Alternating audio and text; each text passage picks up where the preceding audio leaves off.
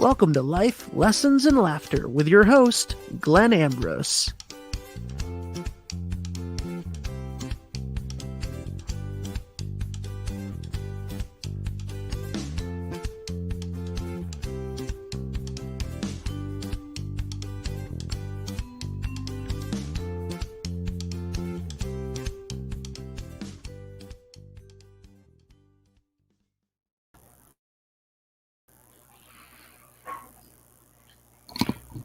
Hello there, everyone.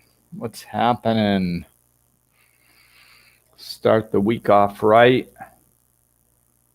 Start the week off right with a little bit of self-help, a little bit of spirituality, a little bit of self-love, a little bit of self-esteem, all that stuff. Say hi to me. Give me little comments, please. Hopefully I can see them. There was something that popped up when I was logging on that I needed to reconnect in 23 hours or something. I don't know what that's all about, but we just go with the flow, and whatever's supposed to happen happens. So maybe I'll be able to see your comments. I hope so. So today, what am I talking about today? Today I'm talking about eternal principles.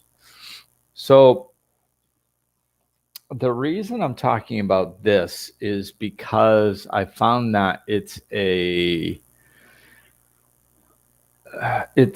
easy to understand way to kind of shape your guidance system, we'll say, in life.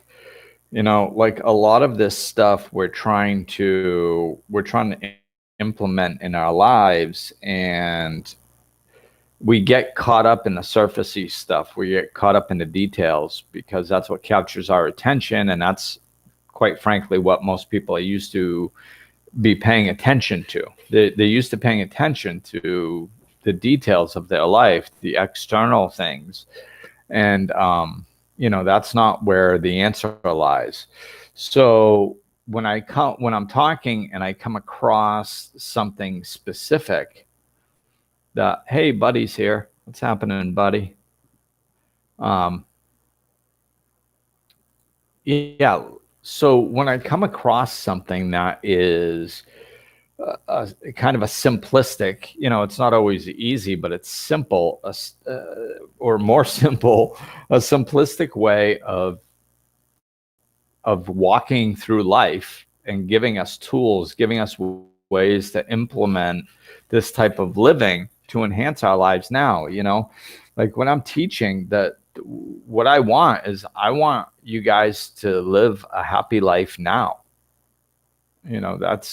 That's the goal. It's not, to wait in 20 years. I mean, like most of you have been on the planet for a while. I mean, why would you want to wait for more suffering to experience life in a way that you don't enjoy, but longer periods of time before you actually experience some joy, peace, happiness, or more joy, peace, and happiness?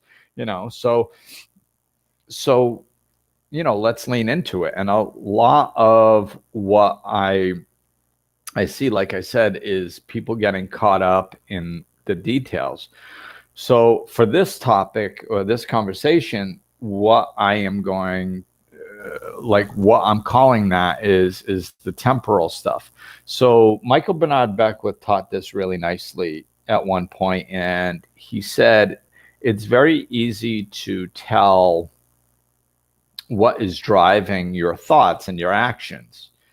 And what he said was, if you are, or he said a version of this, whatever. He said something about, if your focus is things that are transitory, things that are temporal, things that are changing, then that you're functioning from the ego. And if you're more concerned with eternal things, that's when that you're functioning from from the spiritual realm, which is never changing. So he phrased it something like that. So I'm going to kind of use that and expand on it as I go. So it's a little bit easier to see or to bring into our experience the temporal stuff. So like when you're and please feel free to ask questions about this stuff too. As we go, interact with me, please. So when you're functioning from the ego, you're concerned with things that are going to be changing. So like if you're sitting there going, I don't want to go to work today. Oh no, I don't want to go to work. This is gonna suck. That's temporary. Like later on, you're going to be home and you're not going to be at work. So it's not permanent. If you decide to do something to change your work environment, then that, you can literally change jobs. I mean, so that's temporal. These are temporary things. Hey, Nicole, thanks for joining. And thank you for commenting, you guys.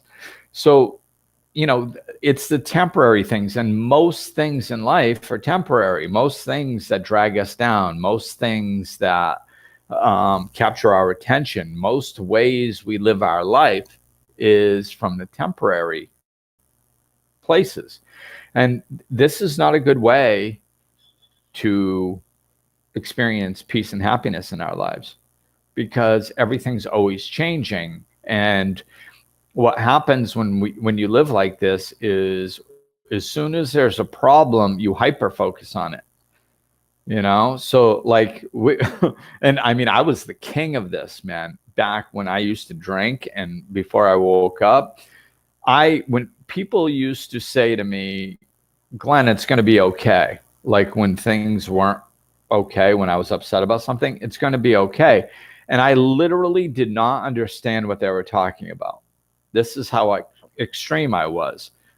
They're like, it's going to be okay. And I was so focused on the moment that I was like, what do you mean it's going to be okay? Like everything is messed up right now. It's messed up now.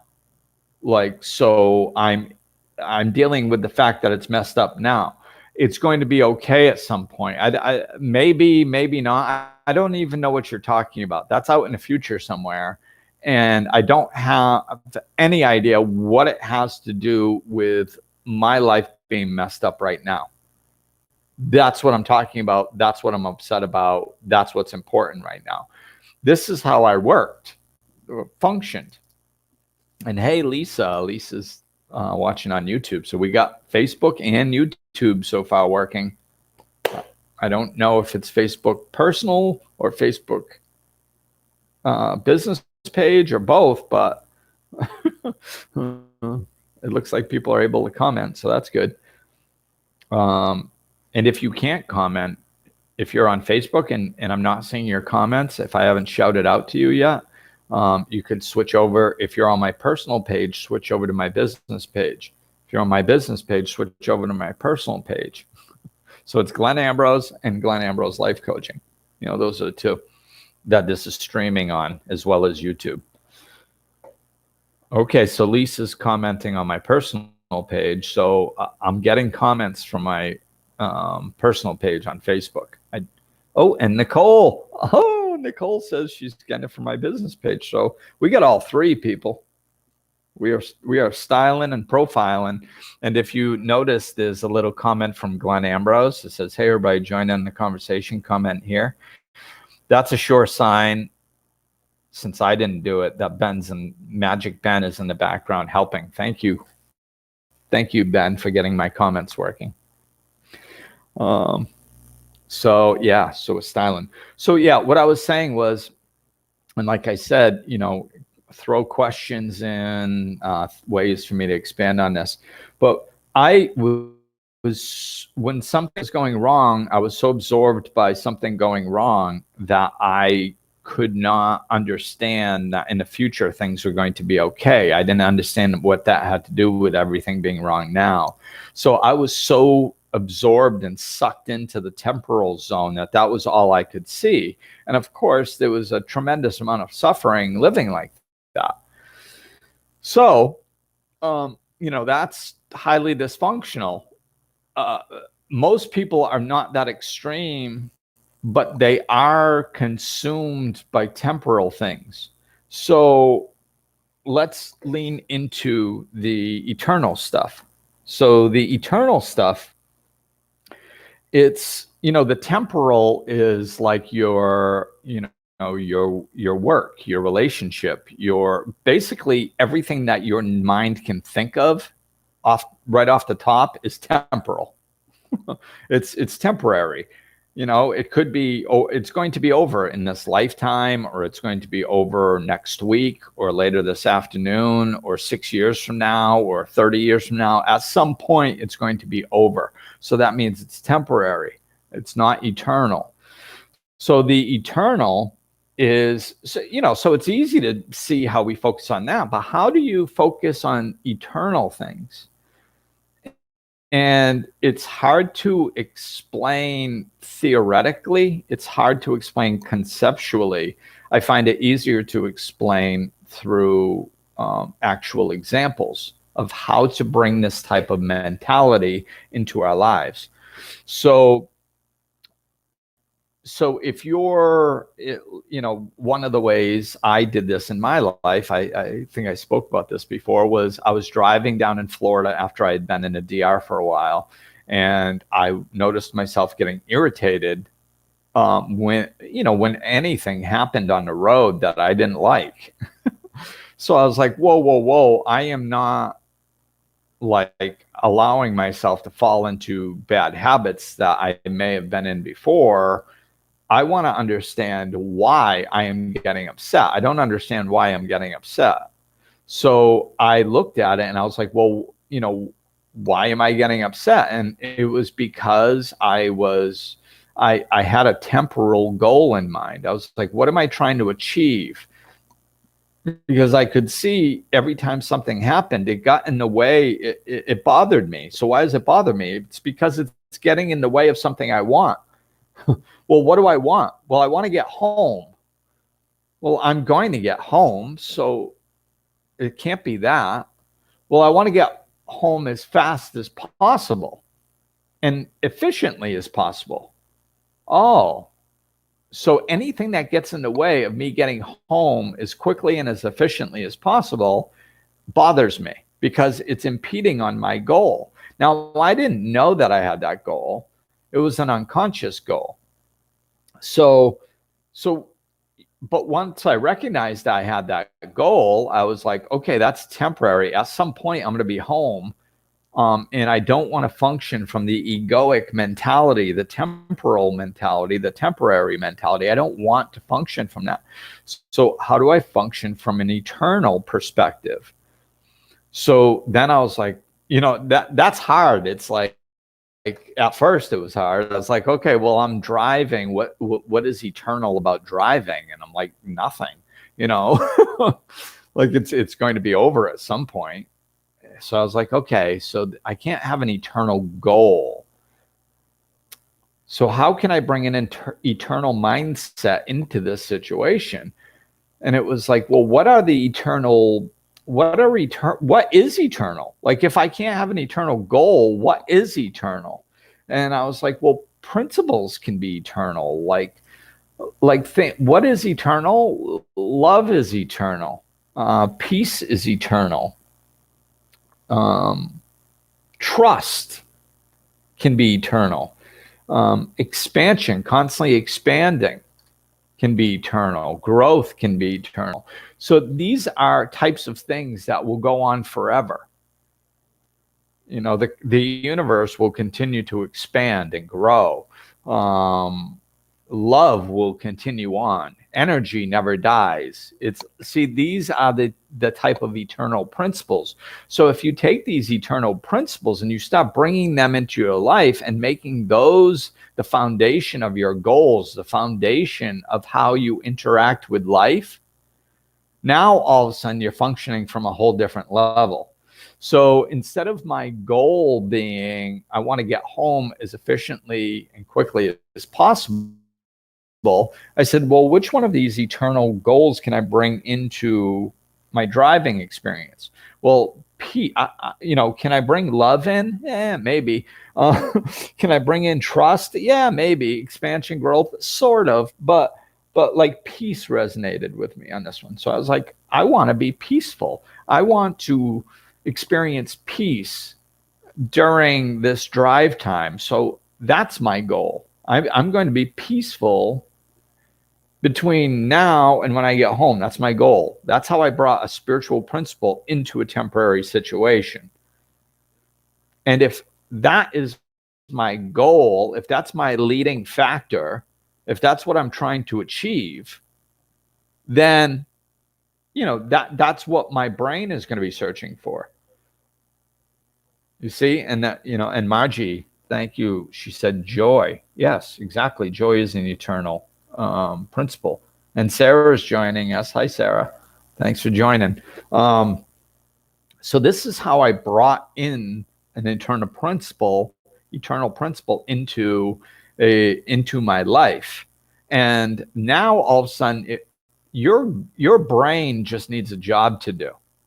And it processes information based on a job it has. So if you're trying to achieve peace in this during your drive home, then it's going to process information to try to achieve peace.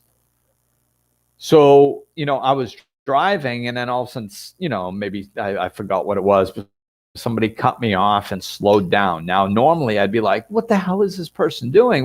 Why? Because it impeded on my goal to get from point A to point B as quickly and as efficiently as possible. So anything that impedes on that bothers me. So normally my brain would process that in a negative way, triggering a negative emotion. But this time somebody cut off and my brain was looking for ways to be peaceful. That's what its job was. So it was like, oh, hey, maybe they weren't thinking, maybe they just weren't paying attention. Maybe they just wanted to move over and change a radio station, whatever. It doesn't really matter. You slow down for a second, you can just go around them if you want. It's not that big of a deal. So, and I was like, oh, okay. And then I think I went around them and I noticed what my brain had just done. And I was like, wow. So as soon as I give my brain a different job, it processes information differently to accomplish that. So this is what I'm talking about. And we can take this process and we can implement it into other areas of our lives. So I think I just got a message from Nicole. So this is kind of a perfect time to read it. Can you help me understand it from a perspective of being late? I hate being late to anything. How could I achieve peace while I feel there is a sense of urgency in those situations? Yeah,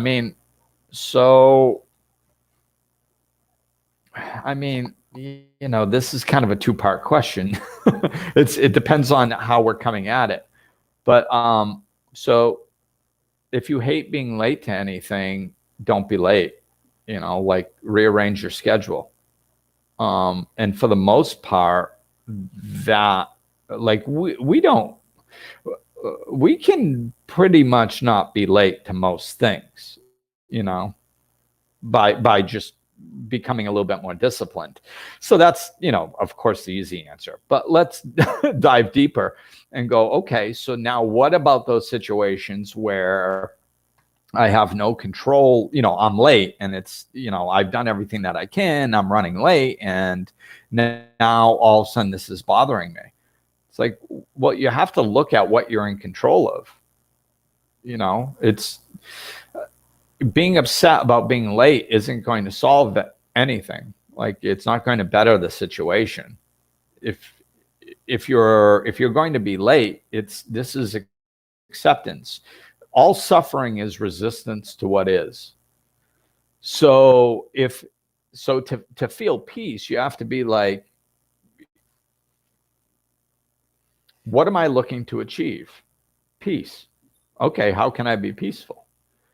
Well, this is how you choose your perspective. This is how you reframe beliefs. So you go, okay, so I'm going to be late to a situation.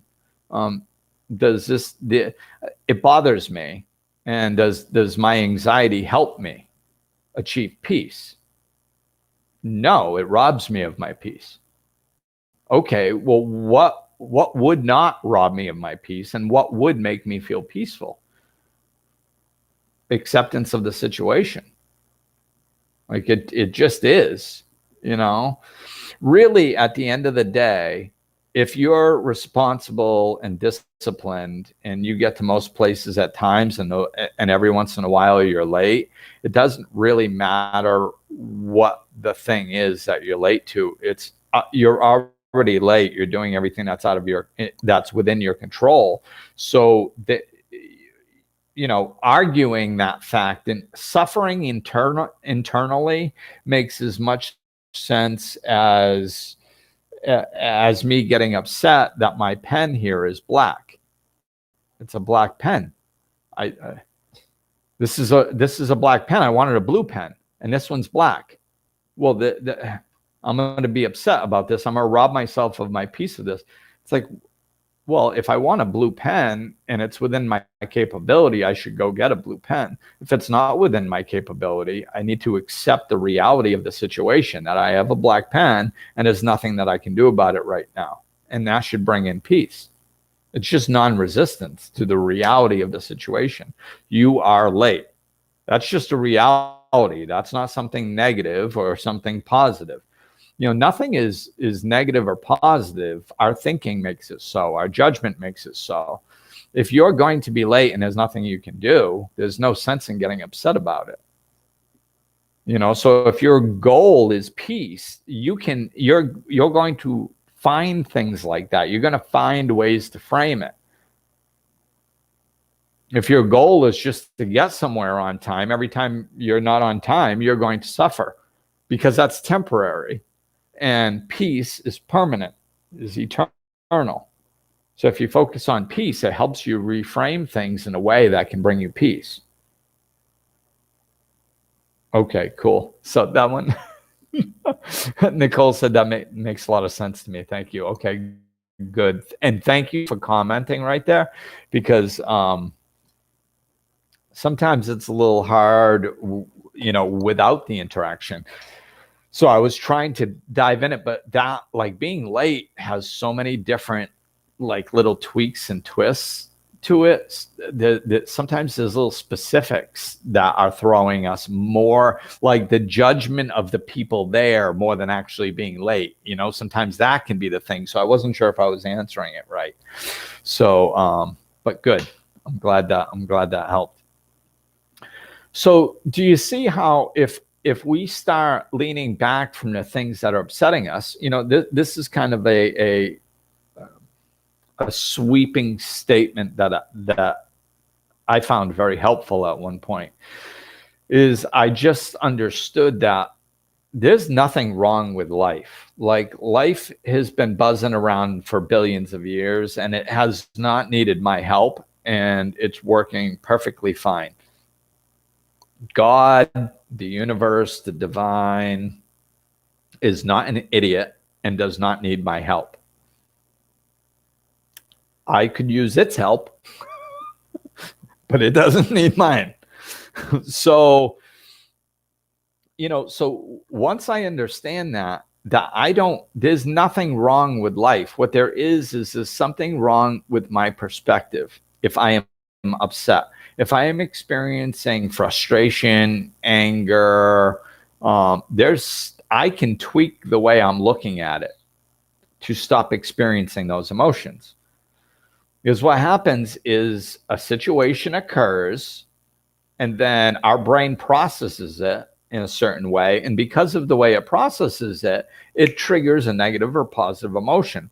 We obviously don't pay too much attention to the positive emotions. We just sit there enjoying it. But the negative emotions, we tend to latch onto and have immense suffering. So, I've said this before. It's like, it's all based on how you process something. If you're watching a soccer game and a kid scores a goal, if you're the parent of the kid that scored the goal, you get very excited and happy. If you're the parent of the goalie, you get very sad. So it's all dependent on how you process it. So we have control over how we process information. We just don't take that control. And this is what I'm talking about. We don't take control over how our belief systems were set in place between the ages of 4 and 8, basically. And we haven't gone back and changed any of them since then. So they're all unconscious reactions. The way we interact with life is just unconscious reactions constantly going off. We don't slow down enough to see if they make sense. We don't slow down enough to see if the way we're processing information is beneficial to us or detrimental to us. And this is what we need to start doing. So if you make a blanket statement that if I'm experiencing something negative, then it's because of the way I'm framing it. Now, that doesn't mean that, like, if somebody scores a goal on your kid that's playing goalie and you get upset that there's something wrong, that's not what it means. Like, there's something wrong with you and the way you're processing information. That's not what it means. Like, most of the time, if we experience little bits of negativity, we can just go, oh, well, yeah, I wish my kid would have stopped that goal. Oh, well, sometimes one gets by and we move on with our lives, and it's not that big of a deal. It's the stuff that keeps repeating, like driving, for example. We drive all the time.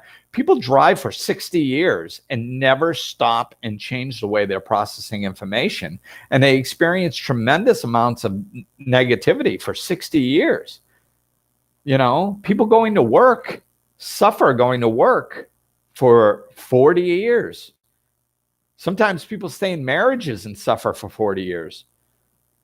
They carry resentments towards friends for 30 years. They're pissed off at their family for 60 years. Like this, we need to shift. If the way we're processing information is causing us suffering, we can shift the way we process it to something that's healthier. And to be honest with you, since life, there's nothing wrong with life and there's nothing wrong with the flow of life. When we figure out how to process this information in a way that triggers healthier emotions within us, we're going to be closer to the truth. So one time I got upset talking with child support because they were up my ass with a microscope when I was trying to do the right thing. They would screw up and I'd get in trouble for their screw ups. Now, then all of a sudden when the shoe was on the other foot and it was completely obvious that my ex was skipping payments and not doing anything, they just sat back and did nothing. And which they were supposed to, because that's how the system was set up. So I was getting frustrated. And when I hung up, I was really pissed off. And I was taking it personally. And after I got some of the anger out, I reframed it. And I was like, okay, unconsciously, I am thinking that this guy is a jerk. He's lazy. He's an ass. He shouldn't be in his job. He doesn't, he's a chauvinist. He, just anything else negative, whatever. I was thinking it all about him. Which is there little bits of truth in some of that stuff? Maybe there is. But then when I reframed it in a way that didn't trigger negative emotions, I was like, well, he sounds really unhappy and very fatigued. And I've talked to this man several times over the years. He always sounds like this. he's probably unconscious. He's probably very unhappy with his job. He probably has a huge caseload and is doing whatever he can do to get through the day and go home and just not be there. He doesn't sound like he experiences much happiness, and he's probably depleted, and he probably just wanted to get me off the phone. And it wasn't anything personal. When I reframed it like that, I was like, you know what? That's probably closer to the truth. And now I'm not his personal victim. It has nothing to do with me. It's just this guy. And that's a hypothetical. I don't know that it's true, but it's probably closer to truth than the thing that was pissing me off. So, but what was my goal? What was my goal? My goal was to reframe the situation in a way that brought me more peace, that wasn't inducing suffering. So this is how we reframe it. We can do this with basically anything. What is your goal? So you can do it in driving. You can do it in a court situation. You can do it in work situations. So those are like little situations. But what's cool about spiritual law, see, we are tapping into a spiritual law right now. And I don't know if I'm going to try to name that spiritual law or if it'll come up, but having a name for it really isn't important. We're tapping into spiritual law. And when you start tapping into spiritual law, what you can see is that it works in the microcosm, small situations, and it also works in the macrocosm, the big situations. It works all the time, always, every time, consistently, always. That's how we know it's spiritual law, because spiritual law is eternal. Spiritual law doesn't change. So when we find something like this that we can implement in multiple situations, and this isn't rocket science. I mean, you can logically see how it would work. Oh, if I tell my brain to focus on peace, it's going to look for ways to be more peaceful. If I tell my brain to focus on trying to get home from point A to point B as quickly and efficiently as humanly possible, then it's going to get upset every time something impedes that. Yeah, that's not real complicated. I think we can follow that. So this is what spiritual law looks like. It's very logical, and we can implement it in multiple situations. So, let's look at how can I change my entire life? Why not? Instead of playing around with this stuff, if it's spiritual law, it should work with everything, right? So how do I change my entire life?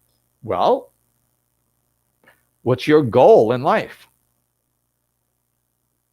So what's cool is this like, as I say this, it's going to tie right into one of my favorite lessons as far as manifesting, because manifesting is so misunderstood and it's so mistaught that when I ran into actual good teachings, I remembered this. And this was, oh my God, this was 12 years ago, maybe more. I don't know. And I still remember it.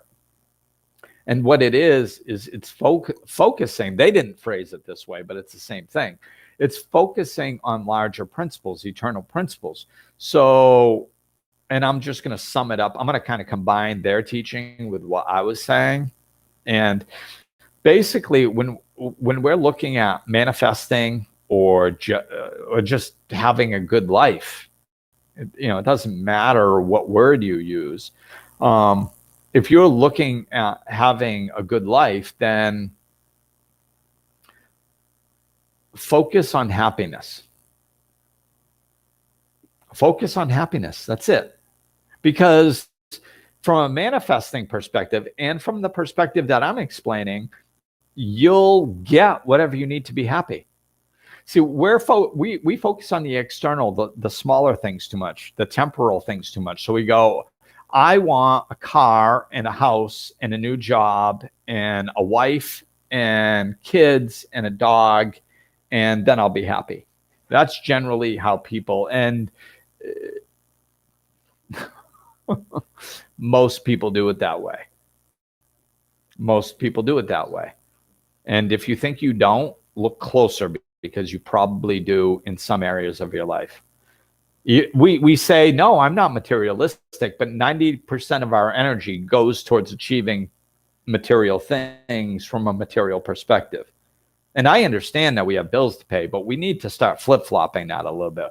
We need to start putting more energy into our happiness if we expect to achieve it. And it's not that you have to let go of any of those goals. You can still have all that stuff, but you have to come at them different. So this is what I'm talking about. If your goal is happiness, like most people think they need a house to be happy. Half of them don't. Most people think they need a car to be happy. Half of them don't. Most people think they need a spouse to be happy. Half of them don't. Like, we don't know what's going to make us happy because we're not God and we can't see into the future. We just want a bunch of stuff. Sometimes some of us, on the spiritual path, will get in tune with a heartfelt desire. That's different than a want. And those are cute, clues to what we really should have in our life and stuff like that. It's, of course, it's not. There are caveats to this, and there are other ways of coming like this, just like anything. But as a general rule, if our goal is to live a happy life, our brain is going to process things differently, and we're going to achieve that happy life. And if that happy life includes a house, then we'll get that house. Why? Because we're focusing on a happy life, and we need that to be happy. If it includes a car, a new job, a wife, kids, whatever it includes, you'll get that on the way if you focus on happiness. Why? Because you need it to be happy. But there's the subconscious, egoic side that says, this is going to sound weird when I say it out loud, but it actually does this. Yeah, but what if I really want a house? And what if I don't need a house to be happy? If I don't say I want a house, I won't get one, but I really want one. Which is whacked, man. It's whacked, but that's what our brain does. It controls us that much. So we have to disconnect from that and understand the ridiculousness and what that says. You have to follow it all the way through. So okay, let's explore if that actually happened. What does that look like if what I just said actually played out and it happened? So you would be focused on happiness, right? Little by little, you would be acquiring more and more of it, and your life would be very fulfilling, and you would have a spouse that's wonderful. Let's say, this is all hypothetical. You'd have wonderful children, your friends, you'd have close friends. You would have this beautiful car that gets you around.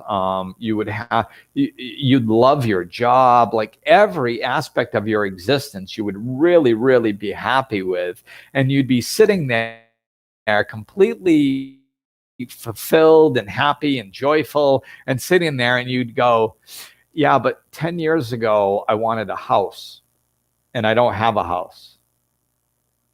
So now I'm not happy. Like, no, you wouldn't. No, you wouldn't. If your entire life was happy and you don't need a house to be happy, if you don't have a house, you'll be happy without the house. That's the whole point of happiness. You'll be sitting there in an apartment or something going, you know what? 10 years ago, I thought I needed a house to be happy, but I am so happy and I don't have a house. I guess I was mistaken. That's what you'll be saying. It's not going to impede in your happiness if you don't need it to be happy. And if you do need it to be happy, you will get it. So it's a win-win. That's why living by these principles is so important. I want a peaceful, joyful life. Good. Put your attention to that. And when you're not peaceful and joyful, understand that there's something wrong with the way that you're framing the information that's coming into your world. There's nothing wrong with the world. The world has external problems, but those are temporal. They're not eternal. So if you focus on the world's problems, you're going to be unhappy. If that's, if you want to be unhappy, just watch the news every day. That's all you got to do. That will ensure you staying unhappy, at least to some level. I don't know anybody that's consistently happy that watches the news. How could you be? It's just inundating yourself with negativity. It's putting the spotlight, it's putting your energy, your attention, which you have control over, onto stuff that you don't have any control over. So this is how we open up to a more peaceful spiritual way of being. We have to make larger goals and give our brain the right job to do, because that's how it's going to process information. Do you guys have any other ideas of like examples of situations that you're like, yeah, this kind of sounds interesting, but I don't know how I do that in this situation? If you do, let me know. Buddy, it's an inside job. Absolutely. Lisa, for me, material things are just tools on my journey.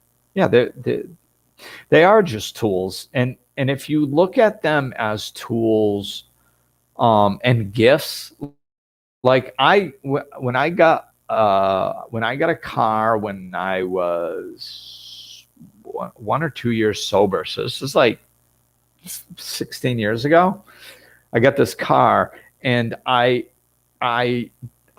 was like, wow, I'm so appreciative, because the car that I had was starting to have a lot of problems, and my son was very little. So, it was like, oh man, this can be a little stressful. Then I got this new car, and my parents helped me get this at the time. And I was like, I was so grateful. I was so grateful that I had this little new car, and I didn't have to worry about it breaking down. And it got me and my son from point A to point B consistently without fear of something going wrong. And I was like, oh, I was so grateful for how it enhanced my life on a daily basis.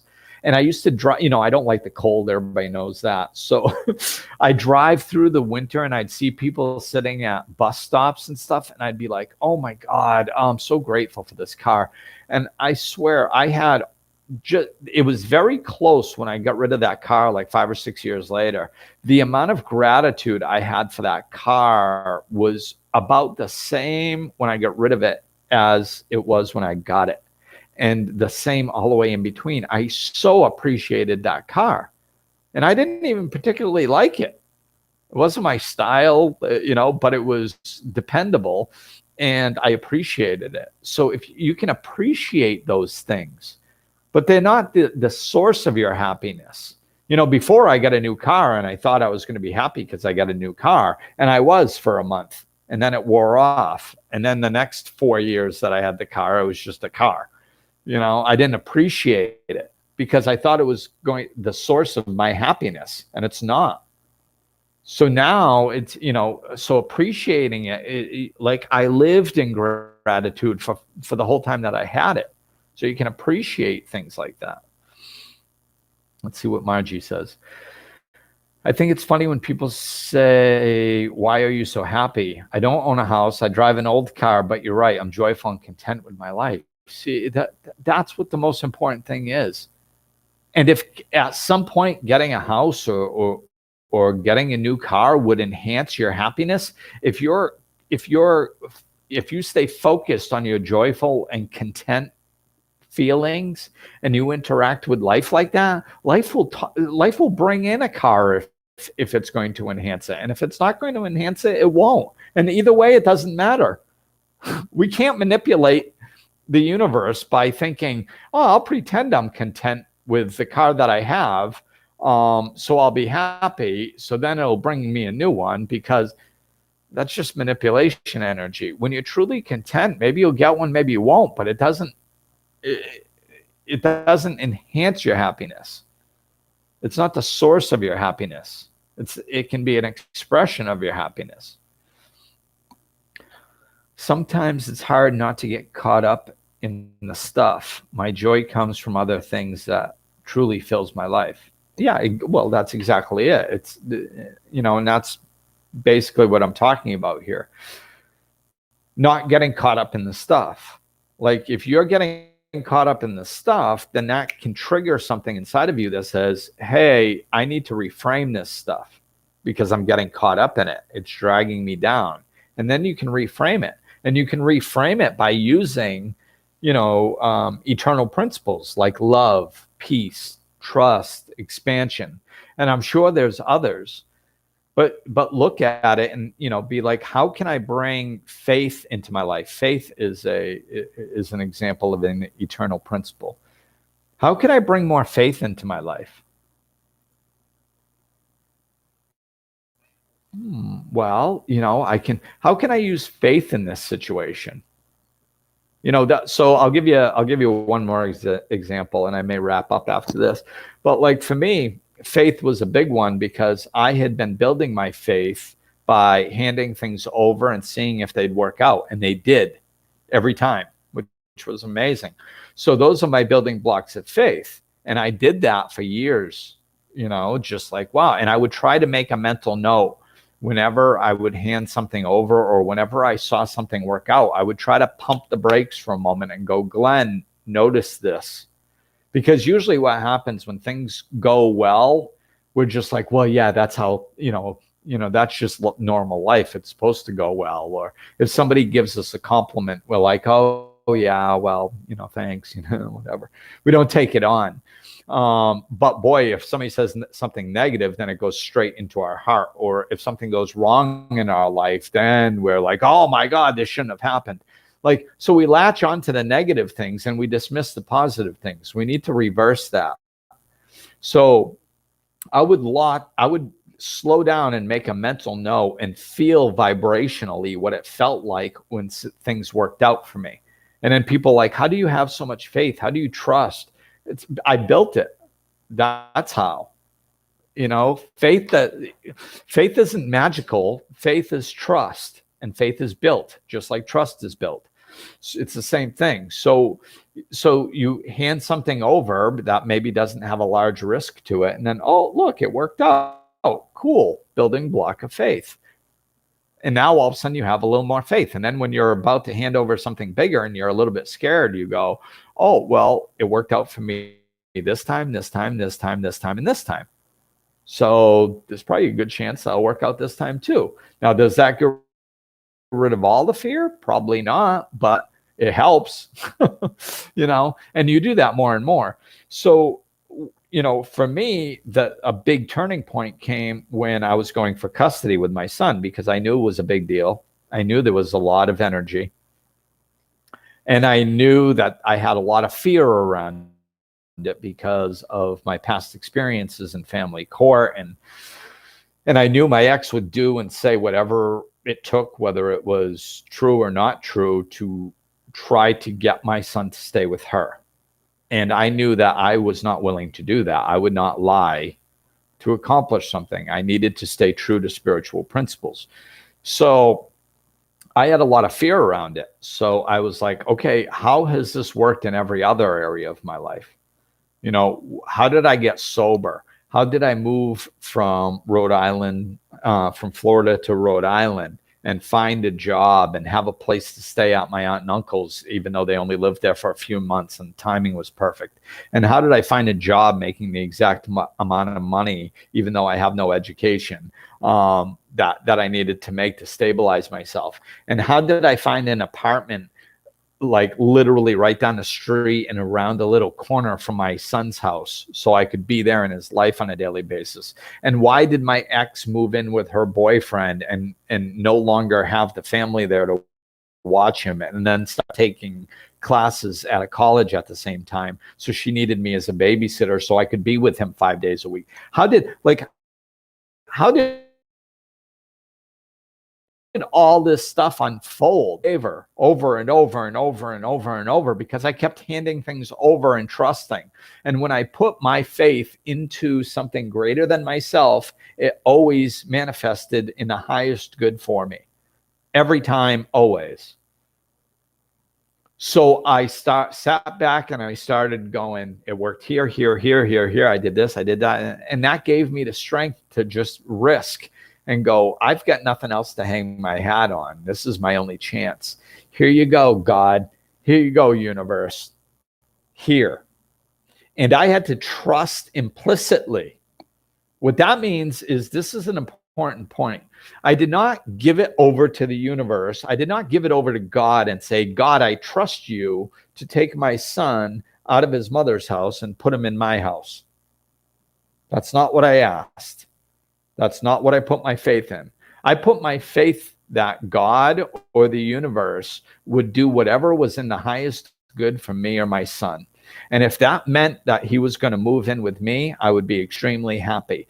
And if that meant that he was going to stay at his mother's house, that I had to trust that for some reason, even though I couldn't see it, that was in his highest good and that was in my highest good, because that's what was happening. That's what I put my faith in. That's what I put my trust in. I didn't try manipulating the universe to get what I wanted. I took my hands off of it and said, I trust you that whatever is in my highest good is going to happen. Now, in that particular situation, he did. They had an emergency hearing that first day, and they went, poop, popped him right into my house that first day. And there was no evidence of physical abuse, not really any physical abuse, no drug abuse, no alcohol abuse, nothing like that. And I had no rights, no custody. And they picked up a child away from his mother and put him right into his father's house. Do you know how rare that is? Unheard of that is?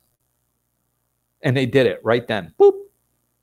And then, of course, there was another year and a half for them to go through all the processes to see if it was going to stay like that, and it did, but whatever. But we have to put our trust and faith into something bigger than us. That faith is an eternal principle. So this is why it works. We have to live our lives through love, peace, trust, faith, expansion.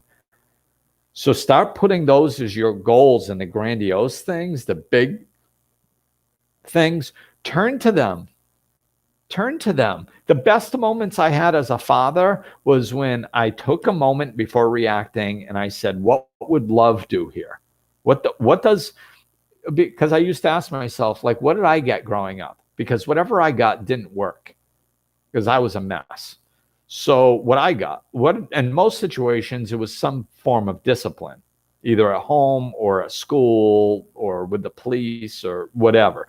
Whatever I got was usually a form of discipline. And I knew that didn't work. So I was like, okay, what's the opposite of that? Love. Okay. And I looked back and I can count on one hand the amounts of times that I received unconditional love versions of it. And let's see. I mean, I might miss a couple, but I remember my teacher, Mr. Guerin, did it once, sophomore year in school. My grandmother did it once, she did it a few times. My friend Ed's mother did it once, Edie. It's so specific when I did something wrong and somebody came in with love energy instead of discipline, frustration, anger, those types of energies. When somebody came in with an eternal principle of love, I remember almost every time it happened in my life. And I reacted very differently. If you ask 100 teachers that I had, 99 of them are going to say I was a gigantic pain in the ass, probably. No, that's not true. 95 out of 100 would say that. 5 came at me with love, and I responded well to it. So the times that I've done well parenting was when I hit the brakes and said, what would love do here? What if I brought love into the situation instead of anger, frustration? And it's done that with everything, in work situations, in friendships, in parenting, in every area, because it's an eternal principle. So if that's my goal, I'm going to have much better results. Bring love into the situation. So that's it. That's a good place to stop. Love one another. Love yourself. Love the world. Bring love in. If you've got a ball of frustration, bring some love in. It dissipates the frustration. All right, guys. Thank you. Thank you for participating. I'm going to wrap it up. Oh, I do have one other thing to say, though. Keep your eyes open. I've got some huge thing releasing tomorrow. It's a practical meditation super stack. Sounds cool, right? It's going to have like all kinds of stuff in it. My book is going to be on it, so you can get my book. And what they do is they stack a ton of information. That's why it's called an info stack or a super stack or whatever.